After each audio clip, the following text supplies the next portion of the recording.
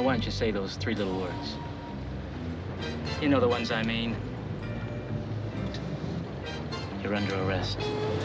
Hello and welcome to Monkey Madness, where I review every episode of the Monkees in original broadcast order, before ranking them all whenever I've finished. Today I'm reviewing The Monkees at the Movies.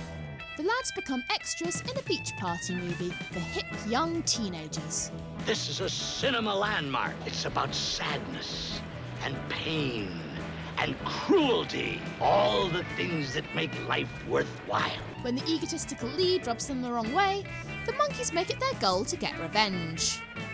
It's a nice episode, but definitely not in my top 10.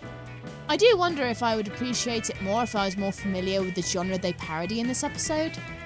I looked it up, and, whilst they were still being made at the time, the teen beach movie trend started in 1963, so it was probably starting to feel stale by 1967. Bobby Sherman is pretty good as the stuck-up star. I'm not sure if the Monkees were getting the criticism for being manufactured at the time this episode was written, especially as they weren't broadcast in the order that they were filmed. However, they probably enjoyed getting to make fun of a truly manufactured celebrity. He doesn't sing, does he? No, we dub in his voice.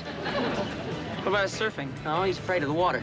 This is way with women. No, girls make him break out in a rash, actually. Well, why is he so popular? Are you kidding? He's a perfect teenager. They then kind of show how these celebrities do end up being made famous in the first place, which sadly rings true today. Nothing gets everyone talking about an artist like telling them that everybody is talking about an artist. I like how the director is this old guy trying to look young and hip. He's actually wearing some of the same shirts the Monkees wear in other episodes.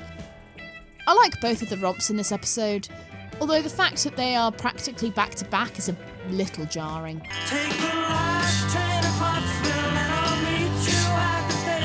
A Little Bit Me, A Little Bit You already had a bit of a 60s surfer sound.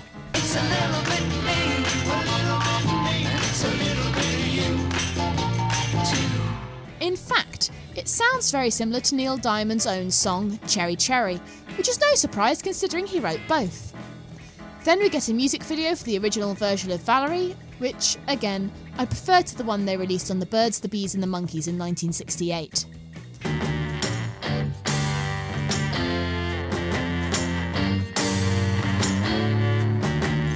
The episode ends with an interview segment that kind of appears in 2 parts.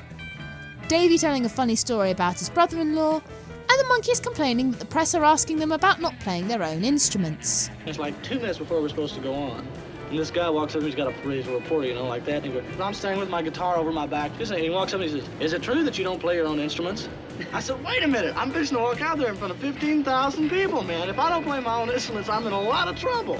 Not my favourite interview segment, but it's nice to hear them standing up for themselves. Overall, it's a nice episode for the series to end on, except it doesn't. We have one more episode that is unique to the series that we'll be talking about next time.